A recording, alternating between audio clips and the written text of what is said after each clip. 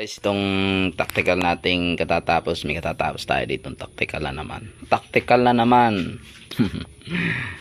And titistingin natin. And with silencer yan at DBB yung kanyang panumpit. Then yung tangke niya ay 35 CI. Tapos ang regulator ay Taiwan reg. Nakaset sa output ang kanya, nakaset ang output sa 1.8.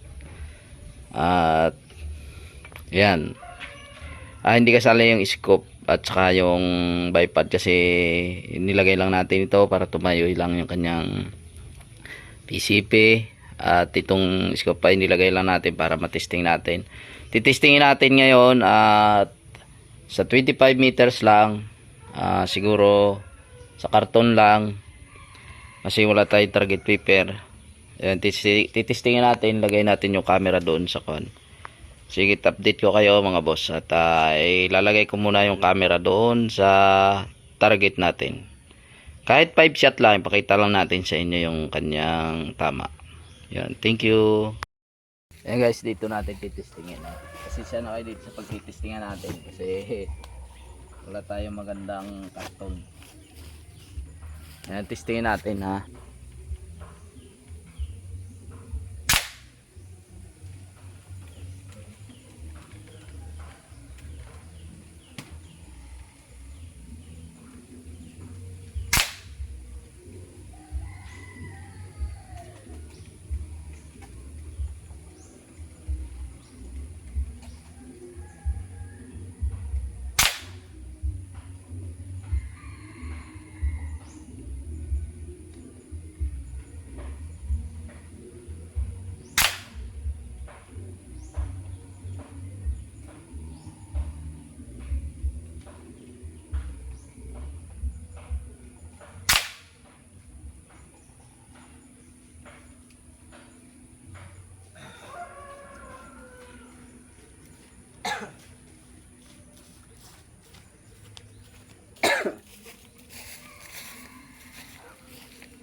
Ayun mga boss yung tinira natin.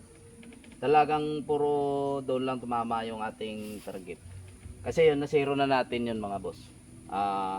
Gamit nating pellets ay Astro pellets 18 grains. Ayan. Gagawa ulit tayo ng isang butas at titirahin ulit natin mga boss. Sige, at balik ulit tayo sa laruan.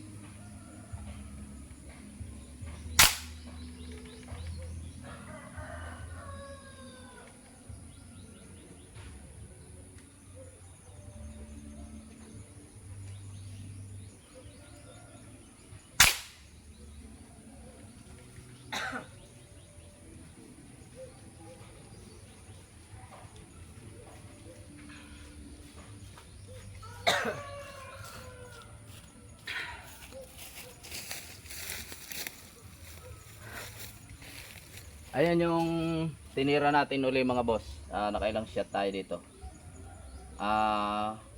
Talagang yun lang yung pinakang groupings niya. Ito yung una, nakailang target tayo rito. Tapos ito yung sumunod natin ulit na tinira. Nasa 25 meters lang tayo yung distansya natin mga boss kasi wala tayong mahabang area na pag titistingan. Ayan, at pupunta tayo doon sa ating laruan, doon sa ating pwesto.